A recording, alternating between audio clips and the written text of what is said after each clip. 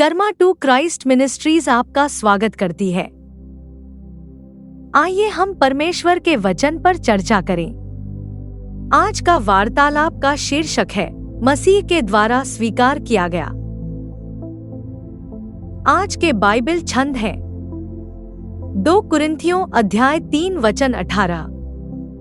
हम सब के सब अपने खुले चेहरों से प्रभु की महिमा को प्रतिबिंबित करते हैं, वैसे ही हम प्रभु की आत्मा के द्वारा निरंतर बढ़ती हुई महिमा के साथ उसके समान बनते जा रहे हैं। यशाया अध्याय 43 वचन 1 और 2।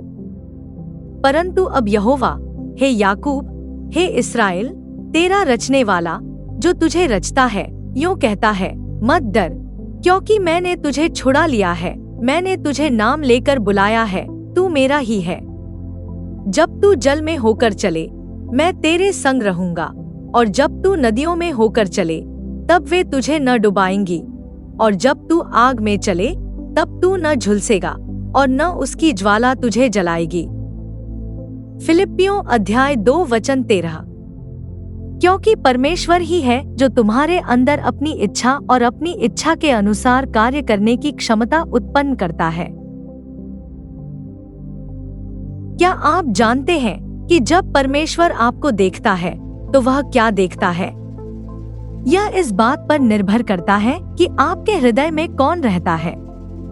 यदि आप परमेश्वर से स्वतंत्र हैं, तो वह केवल आपके पतित स्वभाव, आपके पापों, आपकी गलतियों, आपको नियंत्रित करने वाली आत्माओं और आपके विद्रोह को देखता है।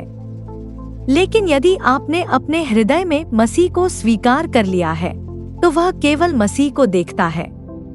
वह अब आपको अपना पुत्र कहता है और आप यीशु के साथ उन सभी शक्तियों, अधिकारों और आशीषों के सह-उत्तराधिकारी हैं जिनका वादा परमेश्वर ने अपने बच्चों से किया है।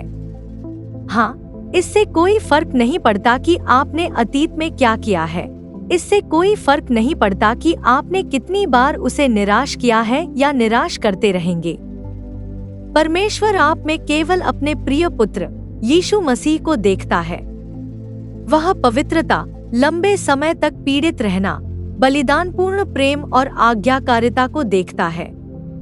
मसीह ने आपको उचित ठहराया है। दूसरे शब्दों में, आपके विरुद्ध सभी आरोपों को रद्द कर दिया है और आपकी शर्म और निंदा को दूर कर दिया है। यह एक शानदार एहसास है, क्योंकि अब हम परमेश्वर के सामने निर्दोष खड़े हो सकते हैं और हमारे प्रति उसके प्रेम का अनुभव कर सकते हैं। यदि आप स्वयं को उसी तरह देखना सीखते हैं जिस तरह से परमेश्वर आपको देखता है, तो आप दूसरों को उसी प्रकाश और सत्य में देखना सीखेंगे। ईश्वर की नजर में आप अनमोल हैं, अच्छे काम करने के लिए तैयार हैं, किसी भी चुनौती का सामना करने के लिए तैयार हैं, महिमा, उसके गौरव और आनंद का साधन है और पवित्र आत्मा का मंदिर बनने के लिए चुने गए हैं। हमें इसी तरह से उन लोगों का सम्मान, प्रेम, सराहना और देखना चाहिए जिन्होंने मसीह को स्वीकार किया है, जैसा कि ईश्वर उन्हें उसी तरह से देखता है। तभी हम उनसे प्रेम कर पाएंगे और ऐसा जीवन जी पाएंगे जो हमारे द्वारा कहे और किए गए हर काम के जरिए ईश्वर की महिमा को दर्शाएगा।